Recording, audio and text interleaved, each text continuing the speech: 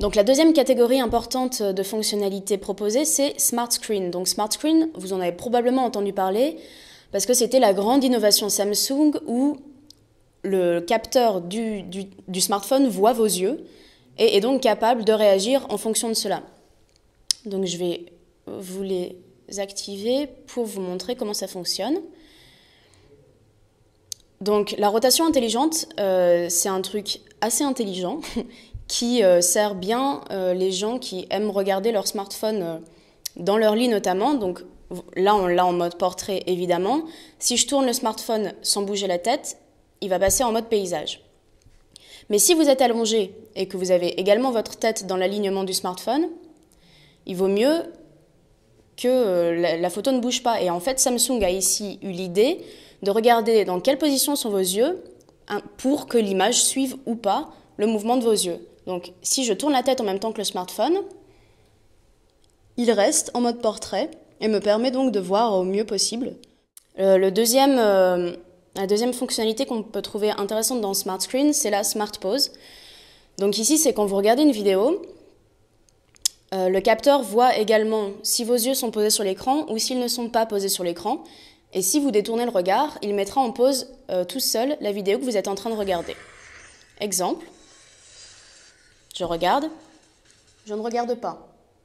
Je regarde, je ne regarde pas. Je regarde, je ne regarde pas. Enfin bref, vous avez compris le système. C'est assez pratique. Et la dernière, c'est donc le fameux Smart Scroll qui vous permet de scroller, donc de descendre ou monter quand vous naviguez, notamment sur Internet, juste avec le mouvement de vos yeux.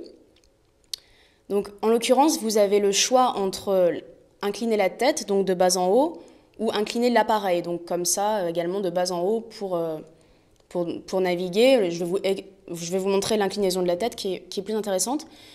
En fait, c'est pratique et non pratique parce que justement, là, j'ai même pas essayé de vous montrer quelque chose que la page défile toute seule. En fait, le principe, c'est que vous devez mettre le capteur vraiment à hauteur de vos yeux. Donc là, vous voyez le petit icône qui a repéré mes yeux.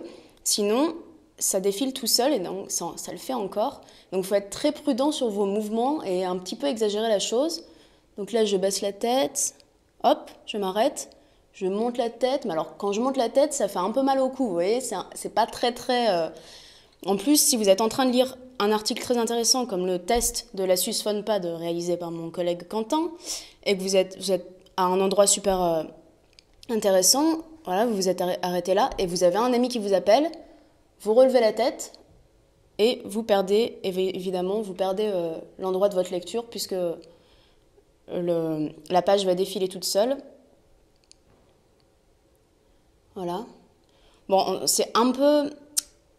Il y a de l'idée, mais en fait, le capteur est vraiment trop précis ou pas précis. Et du coup, vous êtes vraiment obligé de vous tordre le cou pour défiler. Et puis la plupart du temps, ça ne comprend pas trop ce que vous êtes en train de faire. Donc, personnellement, ce n'est pas une fonctionnalité que j'utiliserai.